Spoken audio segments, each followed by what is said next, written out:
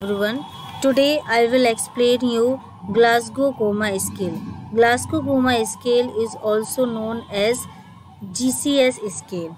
GCS scale is very important in the psychiatric nursing and medical surgical nursing. Glasgow coma scale का जो use है, main importance use है, वो level of consciousness assess करने के लिए किया जाता है। इसका यूज़ साइकेट्रिक नर्सिंग में भी किया जाता है, लेवल ऑफ कॉन्शियसनेस असेस करने के लिए, और आईसीयू में भी किया जाता है। Glasgow coma scale is widely used to measure the patients conscious level. Patient के कॉन्शियस लेवल को असेस करने के लिए किया जाता है। Okay, first is introduction. Glasgow coma scale was first published in 1972। First time ये कब पब्लिश हुआ? 1974 में पब्लिश हुआ। और कहाँ पब्लिश हुआ? University of Glasgow. Glasgow university में ये फर्स्ट टाइम 1974 में पब्लिश हुआ, इसीलिए हम इसे ग्लासगो कोमा स्केल बोलते हैं। सो स्पेसिफिक कोई मीनिंग नहीं है ग्लासगो का, बस ये यूनिवर्सिटी ऑफ ग्लासगो में ये इन्वेंट हुआ, वहाँ से पब्लिश हुआ, इसीलिए इसे हम ग्लासगो कोमा स्केल बोलते हैं। नेक्स्ट मोस्ट इम्पॉर्टेंट थिंग्स किसने किया? Neuro surgery professor Graham Teasdale and Bryan Jennett ने किया था। ये नाम बहुत इम्पॉर्टेंट है, याद रखना। इन्होंने ही ग्लासगो कोमा स्केल को इन्वेंट किया। Okay, Glasgow coma scale is standardize method.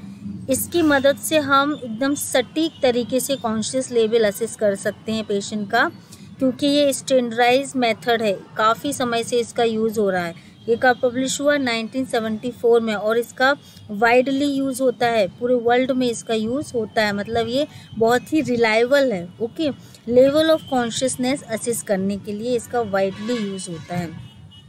The assessment of best verbal response. इसके अगर हम मेन कंपोनेंट की बात करें तो इसमें 3 मेन कंपोनेंट है। First is best eye opening response, जो मैं अभी एक्सप्लेन करूँगी तो आपको समझ में आएगा। Next is best motor response and third one is best verbal response. Okay, ये 3 कंपोनेंट है जो अभी आपको समझ में आएंगे, मैं आगे एक्सप्लेन करूँगी। Now next is definition. The Glasgow coma scale is a 15 point scale. इसे हम ग्लासगो कोमा 15 पॉइंट स्केल भी कहते हैं, क्योंकि इसमें ये जो स्केल है वो 15 नंबर का होता है। उस मार्किंग के अकॉर्डिंग ही हम ये लास्ट में रिजल्ट निकालते हैं कि लेवल ऑफ कॉन्शियसनेस कितना है पेशेंट का। ओके, न्यूरोलॉजिकल स्केल भी है ये, इसे न्यूरोलॉजिकल स्केल भी कहेंगे, क्योंकि ये रिलेटेड कुछ नर्वस सिस्टम न्यूरोलॉजिकल प्रॉब्लम ना असिस्ट करने में मदद करते हैं, तो न्यूरोलॉजिकल स्केल भी हम इसे कह सकते हैं। लेवल ऑफ कॉन्शियसनेस असेस करने में ये मदद करता है। Main aim to provide reliable way to recording the consciousness. हम इस टेस्ट की मदद से हम क्या कर सकते हैं? रिलायबल वे में हम कॉन्शियसनेस असेस कर सकते हैं, कॉन्शियसनेस का लेवल हम असेस कर सकते हैं पेशेंट का। Okay okay, so now Glasgow coma scale. Glasgow coma scale है बेटा, हाँ, इसका उच्चारण जो है अच्छे से प्रोनाउंसिएशन करना है इसका। ग्लासगो कोमा स्केल, ये जो ग्लासगो कोमा स्केल है, इसका मेन जो ओरिजिनली डेवलप्ड है, ये क्यों डेवलप हुआ? ये मेनली इसका जो डेवलपमेंट का एम है, जो predict recovery from the head injury. Head injury के पेशेंट को उनके लेवल ऑफ कॉन्शियसनेस असेस करने के लिए हुआ। तो इसमें फर्स्टली यूज जो है LOC। LOC मीन्स होता है लेवल ऑफ कॉन्शियसनेस। ओके, तो level of LOC, level of consciousness को असेस करने के लिए इसका मेनली डेवलपमेंट हुआ। ऐसा कहा जाता है कि सबसे पहले जो इसका यूज़ मेनली इसमें किया जाता था, हेड इंजरी के पेशेंट को न्यूरोलॉजिकल प्रॉब्लम्स को असेस करने के लिए किया जाता है। नाउ साइकेट्रिक में भी अब न्यूरोलॉजिकल एग्जामिनेशन में ग्लासगो कोमा स्केल का यूज़ किया जाता है। न्यूरोलॉजिकल एग्जामिनेशन एक मेथड ऑफ असेसमेंट है, जो नेक्स्ट वीडियो में मैं एक्सप्लेन करूँगी। उसमें ग्लासगो कोमा स्केल भी है। ग्लासगो कोमा स्केल की मदद से ही हम पेशेंट का लेवल ऑफ कॉन्शियसनेस असेस करते हैं। ओके, अब इसमें कुछ इम्पॉर्टेंट चीज़ें हैं। फर्स्ट इज फीचर्स, कैटेगरी के हिसाब से इसकी 3 फीचर्स हैं मेन। फर्स्ट क्या है, best eye opening response. Okay, first feature क्या है, best eye opening response. Okay, next feature है best motor response. Best eye opening response something eyes opening response, patient का आई ओपन करने का क्या वे है।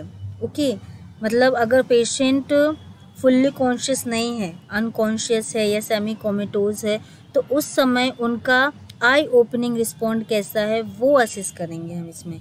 Next is motor response. Motor response something motor activities कैसी है वो असेस करेंगे हम, कैसे करना वो अभी मैं एक्सप्लेन करूँगी।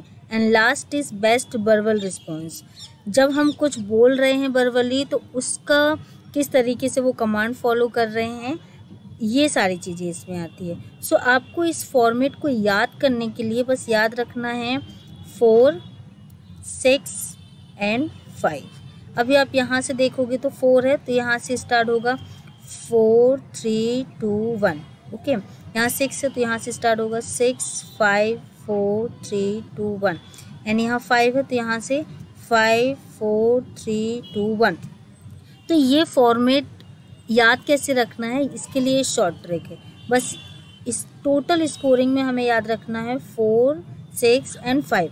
तो टोटल स्कोरिंग से हम स्कोरिंग में आएंगे, तो यहीं से स्टार्ट करेंगे 4 3 2 1। 6 है तो 6 5 4 3 2 1। 5 है तो 5 4 3 2 1। इस तरीके से हम याद रखेंगे। हमें याद रखना है रिस्पॉन्स, ये चीज़ें बहुत इम्पॉर्टेंट है। फीचर्स है इसमें, रिस्पॉन्स है, स्कोर है और टोटल स्कोरिंग है। तो इसमें फर्स्ट आई ओपनिंग रिस्पॉन्स में हम कैसे असेस करेंगे। फॉर एग्जांपल इसमें 4 चीज़ें दी हैं। फर्स्ट है स्पॉन्टेनियसली। स्पॉन्टेनियसली मतलब हमें क्या असेस करना है, best eye opening response patient का। तो स्पॉन्टेनियसली में हम कैसे मेजर करेंगे। फॉर एग्ज़ाम्पल पेशेंट हैं वार्ड में और हम जस्ट उनके पास जाके खड़े हो गए हैं, तो उन्होंने अपना आई ओपन कर लिया, दैट इज़ कॉल्ड स्पॉन्टेनियसली। अगर हम गए हैं और पेशेंट ने अपनी आइज़ ओपन कर ली तो हम उन्हें 4 मार्क्स देते हैं। ओके, नेक्स्ट इज हम पास में जाके खड़े हो गए हैं, उनका कोई आई ओपनिंग नहीं हुई है। नेक्स्ट सेकंड है स्पीच। हम जाके खड़े हो गए हैं और फिर हमने उनको क्या किया, कुछ आवाज़ दी, कुछ हमने बोला, तब उन्होंने आई ओपन किया है तो 3 मार्क्स देंगे। एटलीस्ट हमारी आवाज़ देने पर तो उन्होंने रिस्पॉन्स दिया है। ओके, हम जाके पास में खड़े भी हो गए हैं। नेक्स्ट हमने बात भी की, हमने आवाज़ दिया उनको, स्टिल अभी तक आई ओपन नहीं हुई है, तो क्या करेंगे। थर्ड में टू पेन, हम उन्हें पेन देंगे एनी टाइप ऑफ इंस्ट्रूमेंट से, पिंच कर सकते हैं या फिर अपने हैंड से पिंच कर सकते हैं, finger pinch. Okay, finger pinch की मदद से हम उन्हें पिंच करेंगे तो क्या होगा, वो आइस ओपन करेंगे तो हम 2 मार्क्स देंगे। अगर हम पास में जाके भी खड़े हो गए तो भी आइस ओपन नहीं किया, हमने आवाज़ दी तो भी पेशेंट ने आई ओपन नहीं किया, हमने पेन भी दिया, पिंच भी किया तो भी आई ओपन नहीं किया, और लास्ट में नो रिस्पॉन्स हो गया, मतलब कोई रिस्पॉन्स उन्होंने नहीं दिया, तो हम कितना देंगे, 1 मार्क्स देंगे। तो इस तरीके से जहाँ भी हमें आंसर मिला है, for example spontaneously I open की तो हम 4 मार्क्स देंगे, स्पीच आवाज़ देने पर ओपन किया तो 3 मार्क्स देंगे, पेन देने पर आई ओपन किया तो 2, नो रिस्पॉन्स तो हम 1 मार्क देंगे। Okay, next is best motor response, किस तरीके से वो बॉडी मूवमेंट कर रहे हैं, उनका मोटर रिस्पॉन्स कैसा है। ये मैंने कई बार कुछ प्रीवियस वीडियोस में एक्सप्लेन किया है, व्हाट इज सेंसरी और motor response. Okay, sensory nerve क्या है, मोटर नर्व क्या है। Okay, so motor response assess करने के लिए फर्स्ट कैटेगरी है ओबे वर्बल कमांड। हमने जस्ट पेशेंट से बोला प्लीज़ कम हेयर या go there, please take this, हमने कुछ भी अगर कहा और पेशेंट ने उस कमांड को फॉलो किया है तो हम उन्हें 6 मार्क्स देते हैं। Okay, next is localize pain. Localize pain मतलब क्या है, यहाँ पर हमें सिर्फ वर्बल रिस्पॉन्स नहीं मिल रहा, हमें कुछ लोकलाइज पेन देना पड़ेगा या पर्टिकुलर किसी बॉडी पार्ट में हमें कुछ टच करके बोलना पड़ेगा, तब हमें मोटर रिस्पॉन्स मिलेगा, बॉडी में मूवमेंट होगा तो 5 मार्क्स देंगे। इसके बाद ये 3 चीज़ें, extension withdrawal, extension abnormal, flexion abnormal और एक्सटेंशन एबनॉर्मल। ये क्या चीज़ है?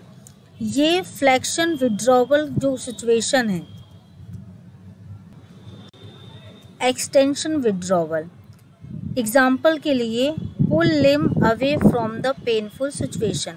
हमने पेशेंट के किसी बॉडी पार्ट पर अगर हमने हाथ रखा है तो वो क्या करेंगे, उस लिम को क्या करेंगे, थोड़ा सा अपनी तरफ खींचेंगे और अदर हैंड से उस अपने जैसे हमारा हाथ है तो हमारे हाथ को वो हटाने की कोशिश करेंगे अपने उस बॉडी पार्ट से। That is called flexion withdrawal. First of all आपको फ्लेक्शन समझना चाहिए क्या है। Flexion, it is the action of bending. Flexion की जब भी हम बात करते हैं, फ्लेक्शन, एक्सटेंशन, हाथों को अंदर और बाहर की तरफ मोड़ना, that is called flexion extension. तो सबसे पहले फ्लेक्शन क्या है? तो फ्लेक्शन एक एक्शन है, एक्शन ऑफ द बेंडिंग और the condition of being bend, specially bending of limb और जॉइंट। हमारे जो अपर लिम और लोअर लिम है, मतलब हमारे हाथ और पैर, हम इनको क्या करते हैं, बेंड करते हैं, that is called flexion. Okay, and next is abnormal flexion और एक्सटेंशन। यही चीज़ दी हुई है। एबनॉर्मल फ्लेक्शन और एक्सटेंशन क्या है? Is an involuntary flexion. Okay, involuntary flexion हो रहा है, मतलब अपने आप ही। And extension of the arm and legs including several brain injury. आपने अगर हॉस्पिटल में न्यूरोलॉजिकल पेशेंट को जाके देखा जिनको हेड इंजरी हुई हो या कोई ट्रॉमा हो गया हो ब्रेन में, तो न्यूरोलॉजिकल वाले प्रॉब्लम से जो सफ़र कर रहे हैं पेशेंट, तो वो अपने हैंड्स और लेग को एकदम एबनॉर्मल, इनवॉलंटरी उनमें मूवमेंट होता रहता है, अपने हाथ पैर बेंड करते रहेंगे, पैर मतलब वो अपनी बॉडी को स्टेबल नहीं रखते हैं, वो भी नहीं कर रहे हैं। ये इनवॉलंटरी हो रहा है न्यूरोलॉजिकल प्रॉब्लम की वजह से, ब्रेन इंजरी की वजह से। इन्हीं सारे चीज़ों को देख के, ऑब्जर्व करके हम थोड़ा आइडेंटिफाई करते हैं कि इनको क्या है, ब्रेन में सीवियर इंजरी है। अगर आपको इन फ्यूचर कभी चांस मिलता है तो आप उन पेशेंट को ज़रूर देखिएगा जिनको हेड इंजरी हुई हो, तो वो अपने हैंड और लेग हमेशा एबनॉर्मली इनवॉलंटरी मूवमेंट करते रहते हैं। ये जो सिम्टम है ये इंडिकेट करते हैं brain damage. Okay, brain injury को ये इंडिकेट करते हैं, क्योंकि समथिंग कुछ एबनॉर्मल इनवॉलंटरी फ्लेक्शन और एक्सटेंशन हो रहा है, बल्कि ये हमारे कंट्रोल में होती है हमारी मसल्स, जिस भी तरीके से हमें उनको एक्सटेंड करना है या फ्लेक्शन करना है। Okay, next is best verbal response. Best verbal response कैसा है, मतलब उनका जो वर्बल बोलने का जो रिस्पॉन्स है वो कैसा है। सो इसमें फर्स्ट आता है oriented to time, place and person. हम पेशेंट से टाइम पूछ सकते हैं, प्लेस पूछ सकते हैं और पर्सन, अभी कितना टाइम हुआ है, या प्लेस आप कहाँ पर हैं, और नेक्स्ट इस पर्सन, आपका नाम क्या है। ओके, तो हम उनसे रिलेटेड कुछ पूछ सकते हैं। अगर वो ओरिएंटेड हैं और ये सारी इन्फॉर्मेशन देने में अगर एबल हैं तो हम उन्हें कितना मार्क्स देंगे, 5 मार्क्स देते हैं। Next is second, conversation confusion. तो इस केस में क्या है, पेशेंट बोल रहे हैं, मतलब कम्युनिकेशन तो अभी चल रहा है, कन्वर्सेशन चल रहा है, बट क्या है, कन्फ्यूज़न, विद कन्फ्यूज़न, वो खुद कन्फ्यूज़ हैं। फॉर एग्ज़ाम्पल आपने उनसे कुछ पूछा कि आप यहाँ क्यों आए हैं, हॉस्पिटल में क्यों आए हैं, तो कुछ बोलेंगे पेशेंट लेकिन कंफ्यूज रहेंगे, वो खुद भी क्लियर नहीं है, तो इस केस में हम 4 मार्क्स देंगे। ओके,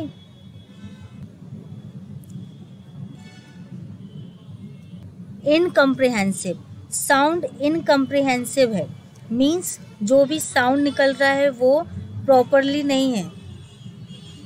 साउंड इनकम्प्रिहेंसिवनेस का मतलब होता है जो साउंड है, जो आवाज़ है वो समझ नहीं आएगी, वो बिल्कुल भी समझ नहीं आएगी कि वो क्या बोल रहे हैं। इस केस में हम उन्हें 2 मार्क्स देंगे। बट यहाँ पर कुछ तो बोल रहे हैं, हमें बिल्कुल भी साउंड इनकम्प्रिहेंसिव रहेगा, हमें बिल्कुल भी साउंड उनका समझ नहीं आएगा कि वो क्या बोल रहे हैं, दैट इज़ कॉल्ड इनकम्प्रिहेंसिव।